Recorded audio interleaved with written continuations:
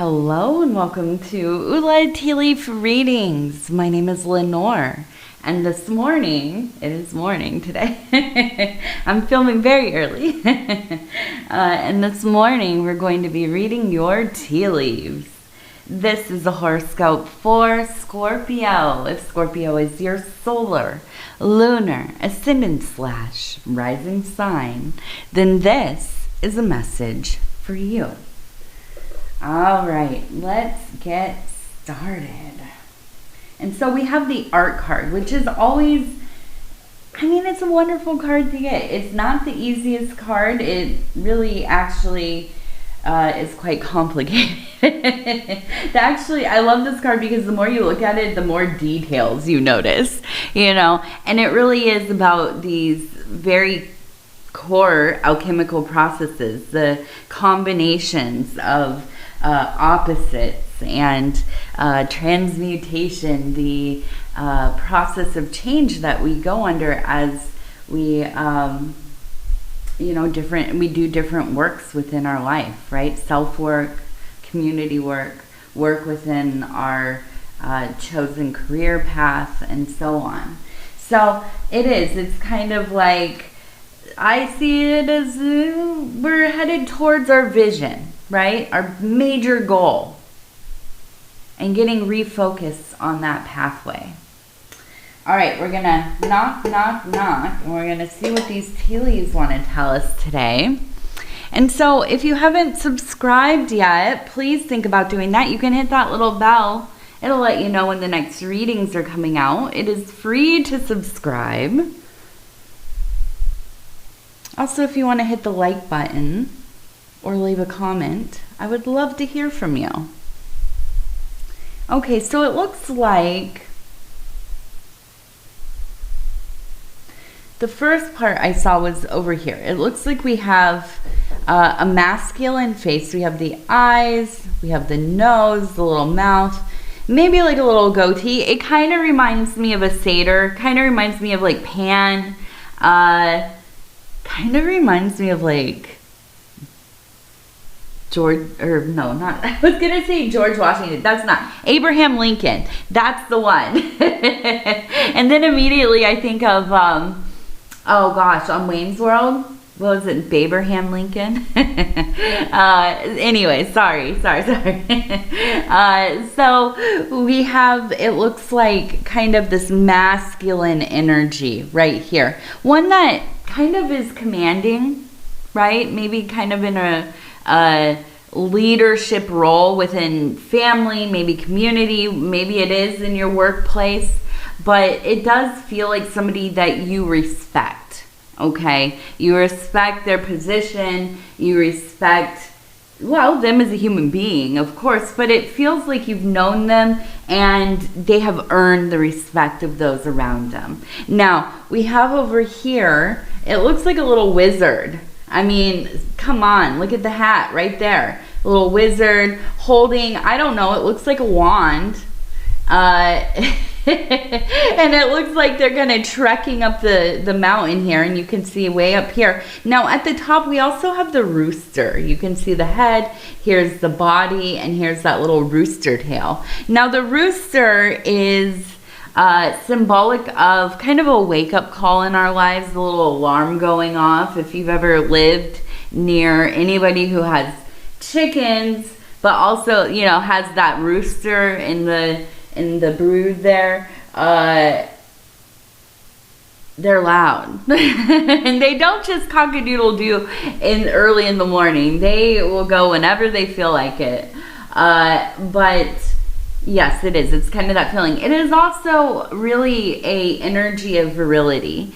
That is to be very fertile, right? And that doesn't necessarily mean in the physical world, like in the way that we might associate it usually, but to be full of creativity, to be full of ability, to be motivated and passionate. So we can really apply that energy to that kind of fiery, channel that just really animates the physical world, right? If you can think of like electricity and And I'm thinking of like galvanism. When they were learning how to apply electricity to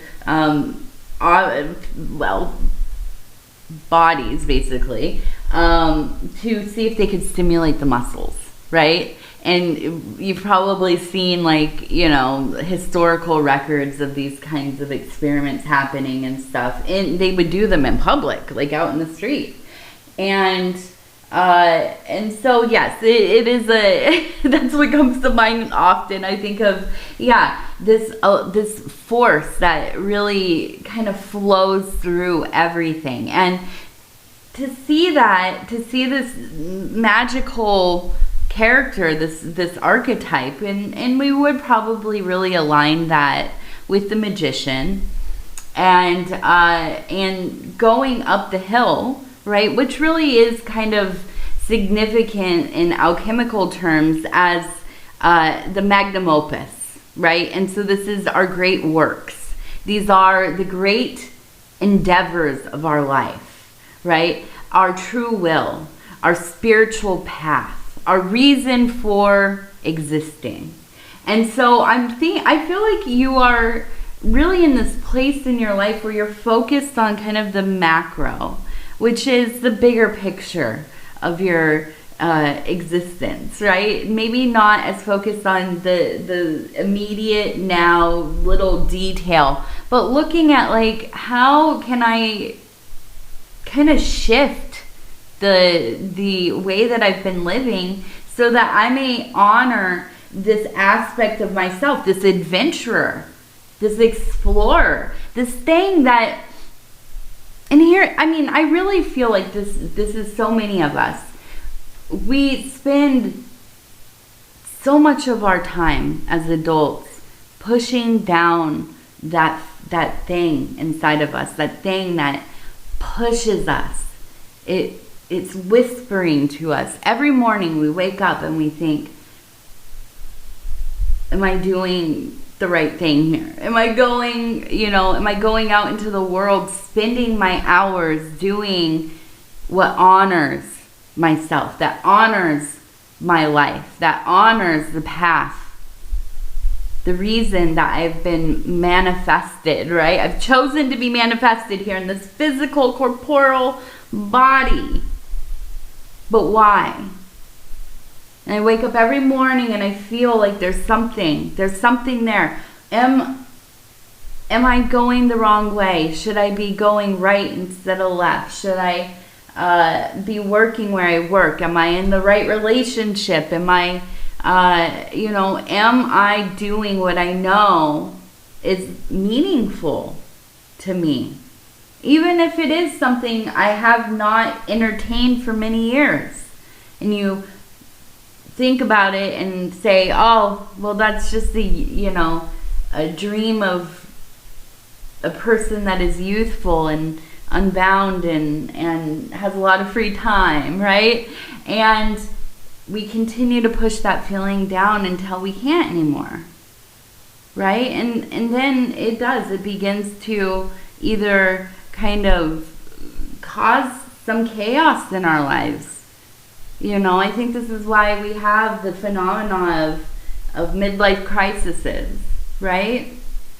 It's the beginning of the individuation process. It's like you just get to that part of the road where it's like, what is going on here anymore? I don't know that I'm living to my potential. I don't know that I'm doing what I'm supposed to be doing. And so I have to change that. I have to figure out what steps can I take in the right direction. Because we get stuck. And then we're tormented. We live in ruminations. Lamenting the way that things have gone. How did I find my way to this place? Why am I here? Why do I stay? Because it's what I know. Because it feels safe. Even if it doesn't feel right.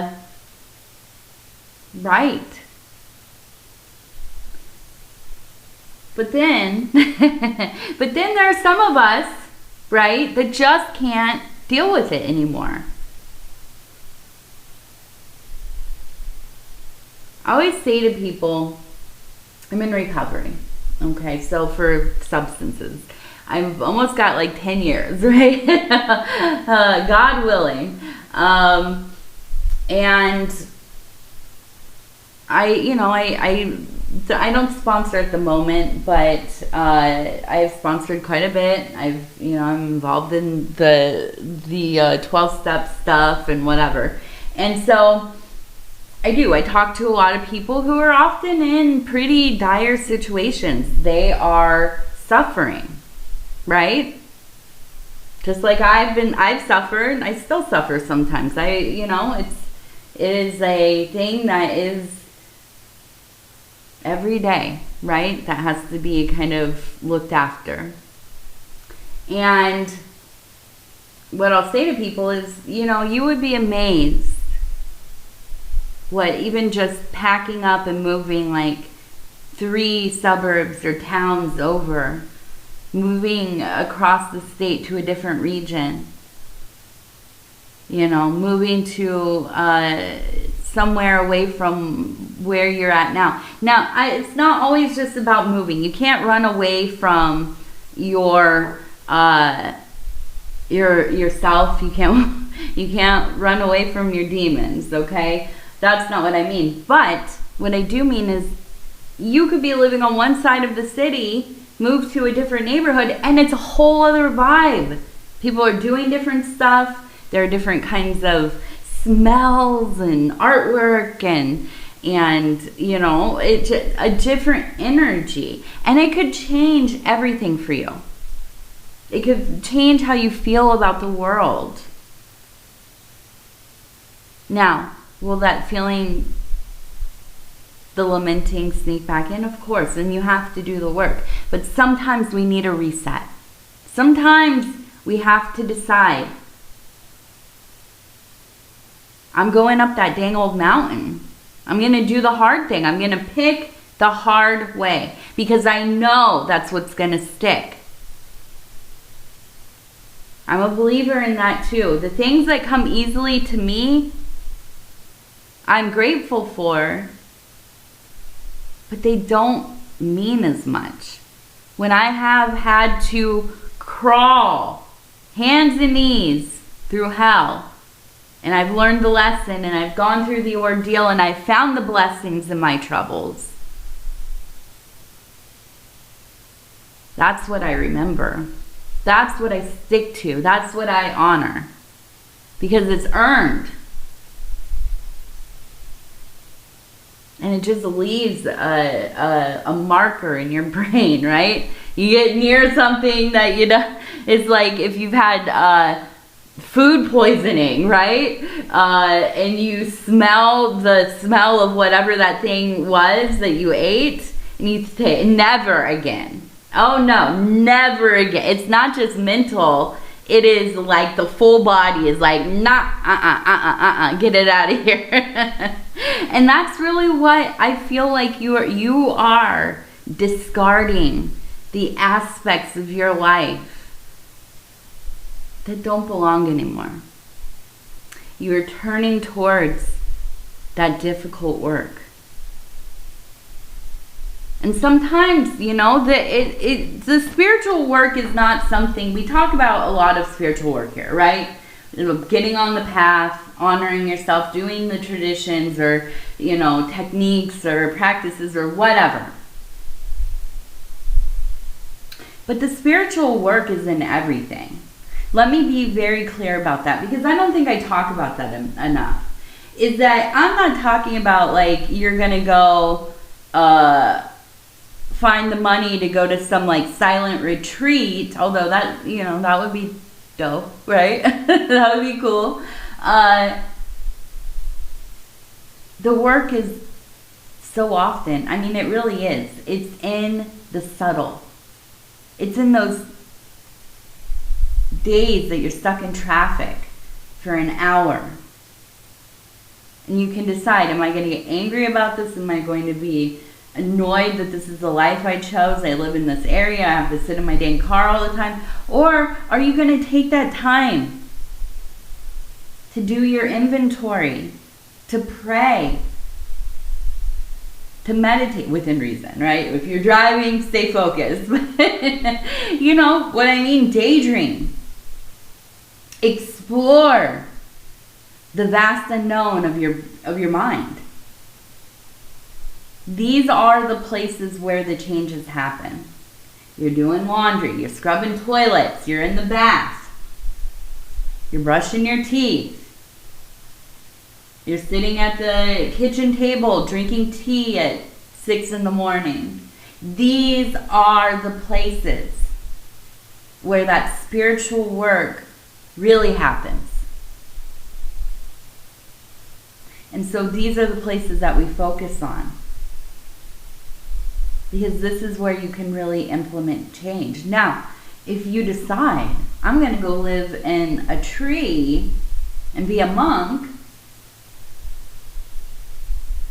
then heck yeah, that's awesome too, you know? But for the majority of us, we have to make this work within our own lives the way that they are.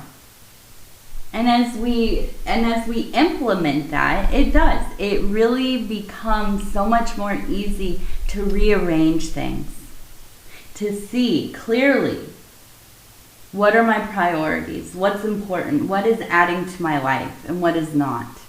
Now, I'm going to say that I see a lot of anxiety here, Scorpio. And I feel like, you know, things have been shaken up a little bit. You are, I feel like, kind of struggling in some ways. We have, it looks like it says S-T-O-P, stop. Okay? So I feel like there really is, it's just so much noise, right? And you're trying to find your equilibrium.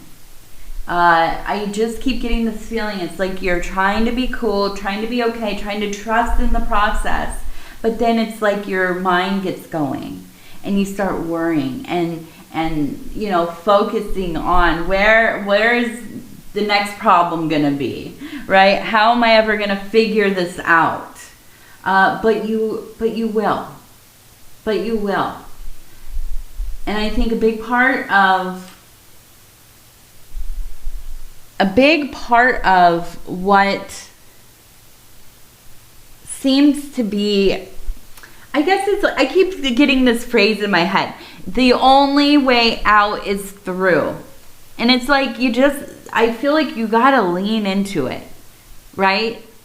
Because this one, there's no avoidance. It's gonna keep showing up. It's gonna keep happening.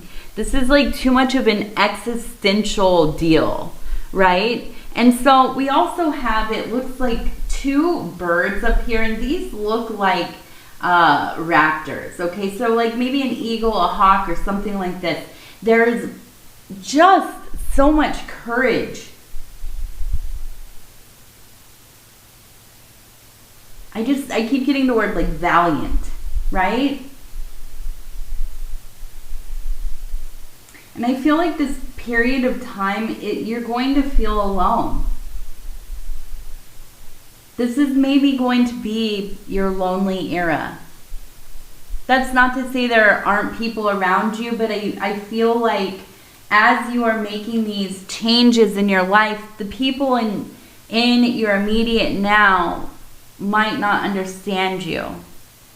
But then there is, remember that face we saw? The person that feels like you really respect them, or you know, maybe they have transitioned and this is an old memory, or you know, a love that endures, right? But maybe they have passed on.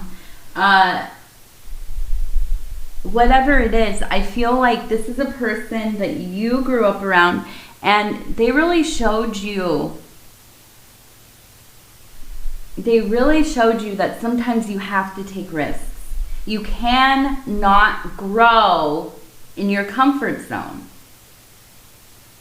Now you can, I feel, heal, right? Of course, you can work on the wholeness of things. But if you are trying to grow your life,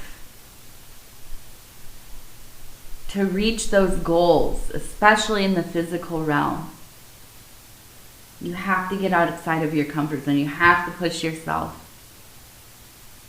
And I know that you know that. You're a Scorpio. You are a fiery little thing, right? You're not going to just like wait for something to happen for you. You're proactive. So I feel really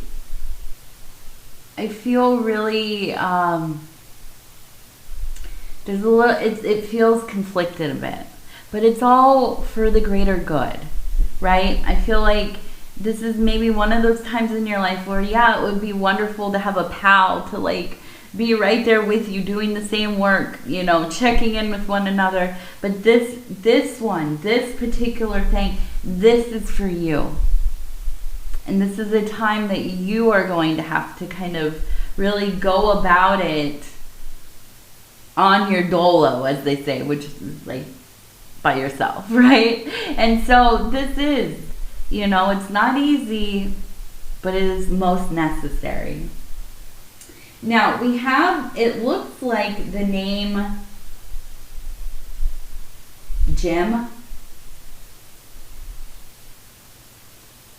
I think Jim. Jim.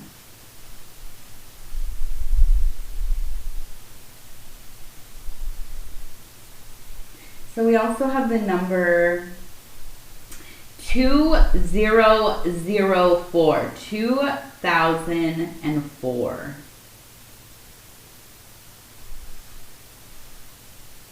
We have an illuminating candle. So I do feel like there's going to be this moment coming up where there is a little bit of that revelation energy. Something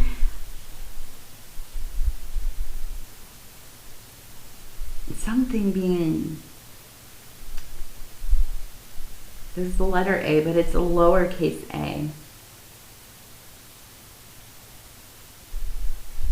And it feels like, this is a weird one. It feels like a broken tile. I don't know, almost like somebody dropped something in the bathroom, or I don't know, like somewhere there's like a tile that has been broken. I don't know why there's a lot of anxiousness around this.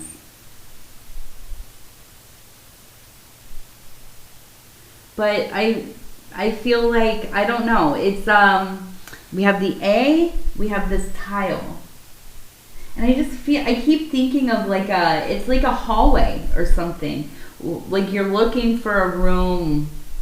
You're looking for a room. And it feels like a school or maybe a hospital. It has that kind of squeaky sound to it.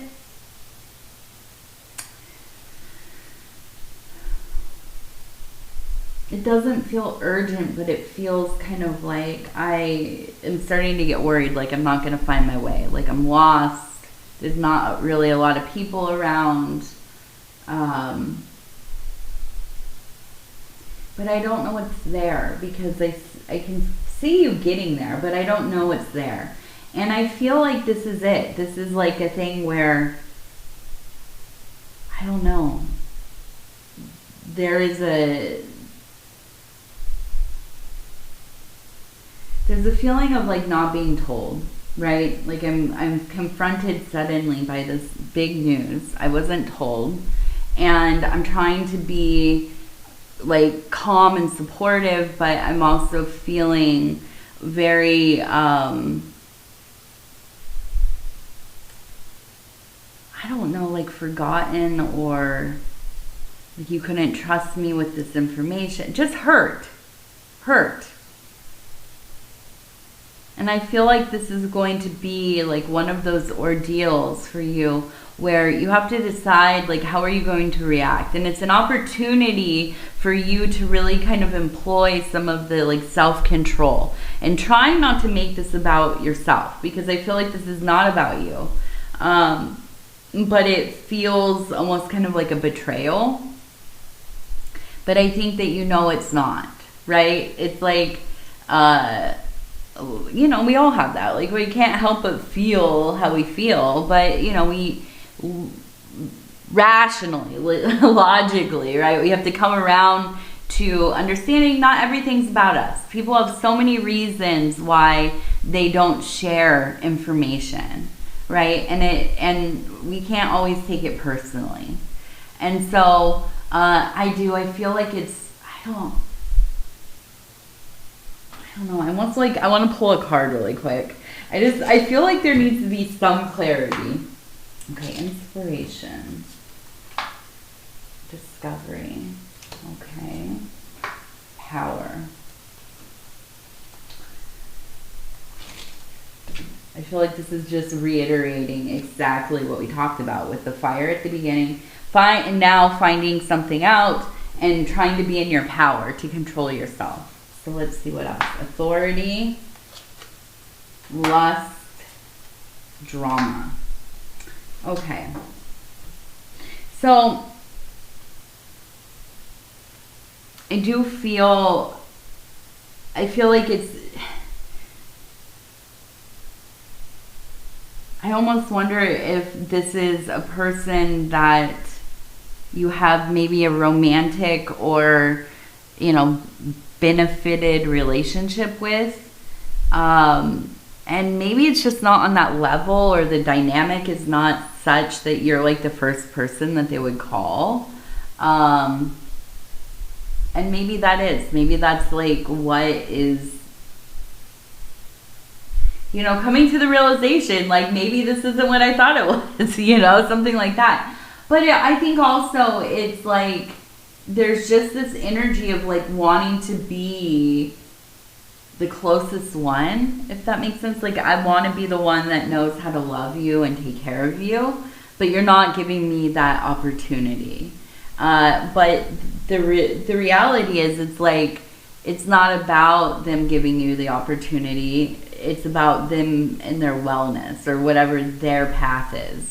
And I don't think that they were considering how it would make you feel, which sucks, definitely. But I also think it kind of indicates that there's something kind of serious going on with them.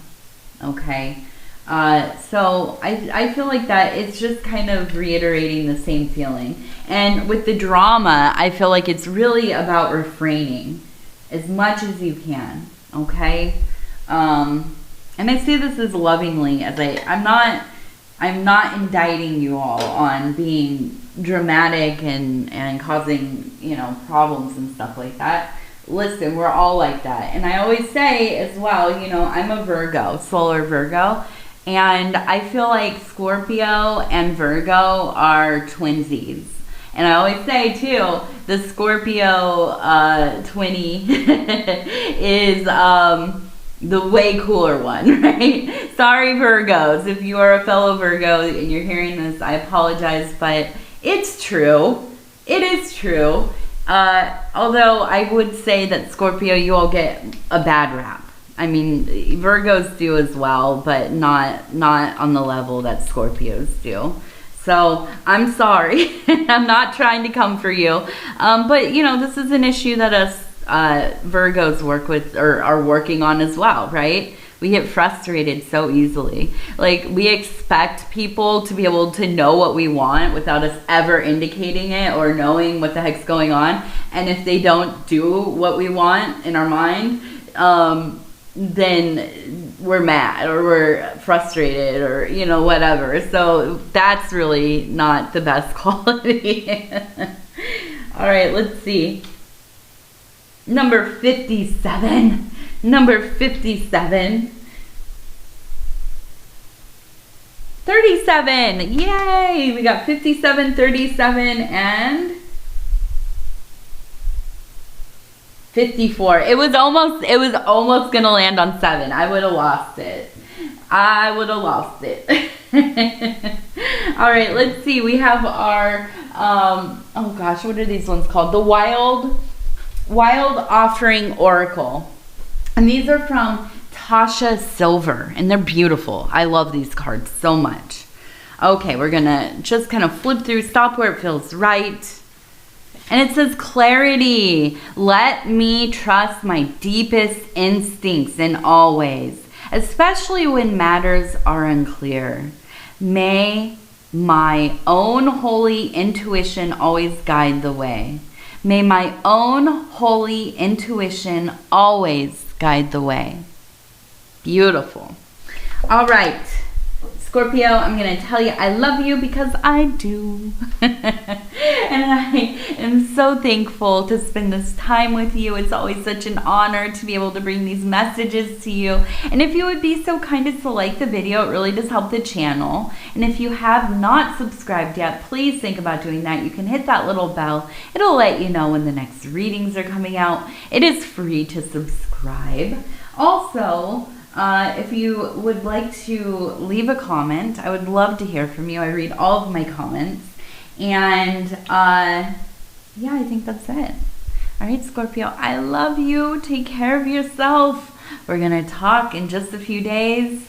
And I know I said good night. I'm always used to saying good night, but it's morning. It's so early in the morning. It's basically night.